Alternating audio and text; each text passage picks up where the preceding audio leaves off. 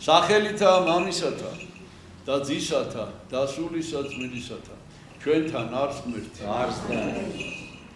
დღეს სახარებიდან წავიკითხეთ ადგილი, სადაც აღწერილია თუ როგორ მივიდა ახალგაზრდა კაცი იესო ქრისტესთან და უთხრა მოძღვარო სახიერო, ანუ კეთილო მოძღვარო, რა გავაკეთო იმისათვის, რომ მოხდეს სასუფეველში. ესეთი შემთხვევები იესოს ცხოვრებაშიც ბევრი იყო და სახარებაშიც არის რამდენიმე ასეთი შემთხვევა აღწერილი. რა თქმა უნდა, პასუხი ერთია, მაგრამ იესო სხვადასხვანაირად, სხვადასხვა სიტყვებით ამბობს ხოლმე ამას.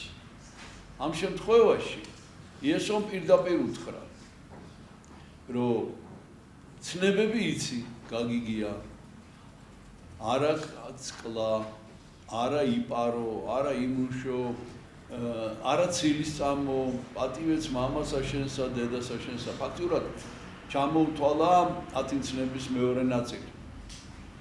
ადამიანის ვალდებულებები ადამიანთან მიმართ. და უთხრა შეასრულე და ცხონდები. ესე იგი თავიდანვე შეგვიძლია ჩვენ დავიწყოთ ამ სახარების ამ ადგილის გაანალიზება. პირველი არის ის, რომ ახალგაზრდა კაცი მივიდა იესოსთან და ეკითხება რა გავაკეთო რომ ცხონდე. ეს იმას ნიშნავს, რომ ის ამაზე ფიქრობს. ეს კი იმას ნიშნავს, რომ თითოეული ჩვენთაგანი ამაზე უნდა ფიქრობდეს. ჩვენი მთავარი ფიქრი ყველასი უნდა იყოს ის თუ როგორ ცხონდეთ, ანუ როგორ გავაგრძელოთ ჩვენ ცხოვრება სიკვდილის შემდეგ.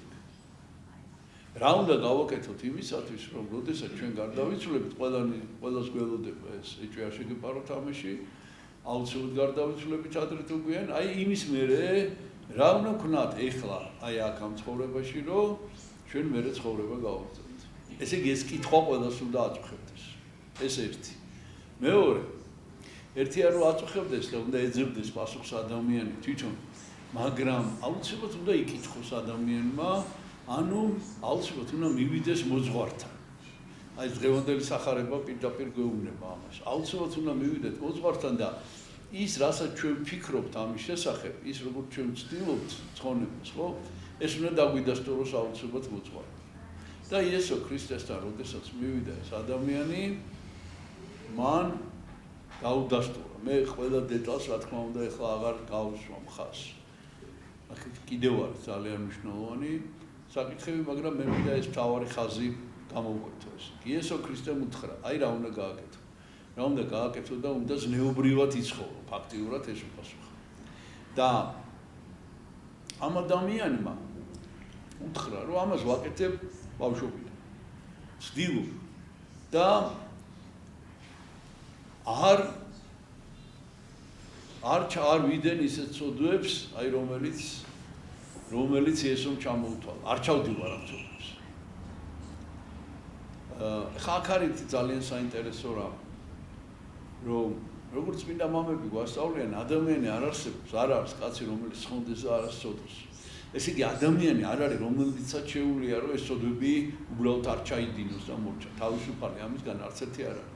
და თუ ღმერთი არ უშვებს შენზე იმას, რომ ეს მაინდამაინც ყველობის ცოდვა ჩაიდინო, ან რაიმე სხვა ჩამოთვლილი მძიმე ცოდვებიდან, ეს იმას ნიშნავს, რომ ღმერთი გაფარებს ხელს. ღმერთი არ უშვებს შენზე ამ ცოდვას. შეიძლება ღმერთმა დაუშვეს. თუ ღმერთი დაუშვებს, ვერც ერთი ადამიანი თავს ვერ შეიკავებს ამ მძიმე ცოდვების ჩადენისგან. რატო არ უშვებს, რატო უშვებს ღმერთი ზოგიერთ სხვა ადამიანზე და რატო არ უშვებს აი მაგალითად ამ ახალგაზრდა კაცს. პასუხი არის ისევ სახარების ამ ადგილში. იესოუნება ჯერა იესოს. რა თქმა უნდა ჯერა, რომ ეს ადამიანი ამ ცოდვებს არ ჩადის. და ეუბნება, რომ თუ გინდა რომ სრულყოფილი იყო, აი მაშინ დატოვე ყველაფერი და შემოვიდეკ. მთელი შენი ამ ქვეყნიური საზრუნა, მთელი შენი ქონება, ყველაფერი დატოვე და შემოვიდეკ. ესეთია პასუხი. ეხლა რას ნიშნავს ამაზეც რომ დავფიქრდეთ. ესე იგი თუ გინდა რომ სრულყოფილი იყო, ეს იმას ნიშნავს, რომ თუ ღმერთი შენ გაძლევს ამის საშუალებას, თუ ღმერთი შენზე არ უშვებს იმის წოდებს, ეს იმას ნიშნავს, რომ ღმერთი შენგან მოითხოვს სრულყოფილებას. ესე იგი, სრულყოფილება ნიშნავს არა მარტო მიწიერი, ამ ქვეყნიური, ზნეობრივი ადამიანების მიმართ მოვალეობების შესრულებას, არამედ აქ ლაპარაკი არის კიდევ პირველ 4 ცნებაზე, რომელსაც პირდაპირ არ ასახელებს იესო. ესე იგი, სხვა დროს, როდესაც მიდის მასთან სხვა ადამიანი და ამას იგივე შეკითხვას უსვამს, იგი ეუბნება, რომ შეიყვარო ღმერთი მთელი შენი არსებით და შეიყვარო ადამიანი როგორც საკუთარი თავი. აი ამას ეუბნება, რომ შეიყვარო ადამიანი როგორც საკუთარი თავი, მაგრამ ამას ჯერ არ ეუბნება, რომ ღმერთი შეიყვარო. მარტო ამას უსახელებს. ეს ეუბნება, რომ ამას ვაკეთებ. აი მაშინ სრულყოფილებისათვის არის პირველი მცნების და უმთავრესი შესრულება, ეს არის 10 მცნებიდან პირველი 4.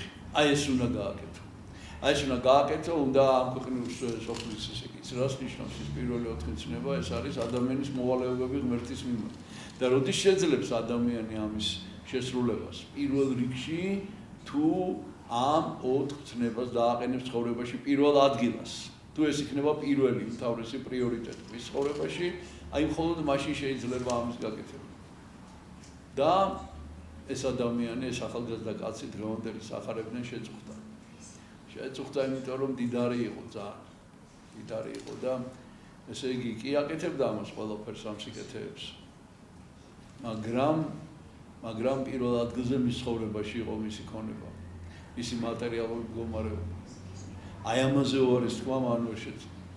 და წავიდა განეშორა იესოს წუხარეს სახით.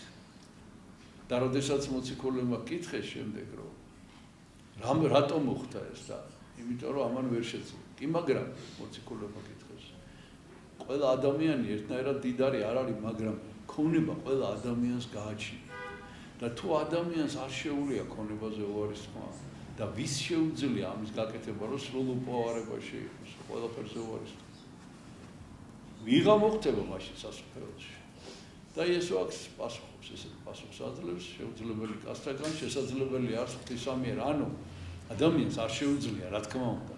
მაგრამ თუ ადამიანი ამას მოინდომებს, ღმერთი შეაძლებინებს ისევე, როგორც შეაძლებინა აი მძიმე წოდებისგან თავში ყავი. ისიც ღმერთმა შეაძლებინა. იმასაც ვერ შეძლებდა ადამიანი, ღმერთს რომ არ მიეცა ამისი ძალა მისთვის. და თუ ამ მცირედზე ღმერთმა ძალა მისცა, ესე იგი ამ უფრო მეძეც მისცემს, მცირედსა ზედა სარწმუნო იქნება, მრავალსა ზედა დაგადგინო სხვა სახარების სხვა ადგილას წერილი.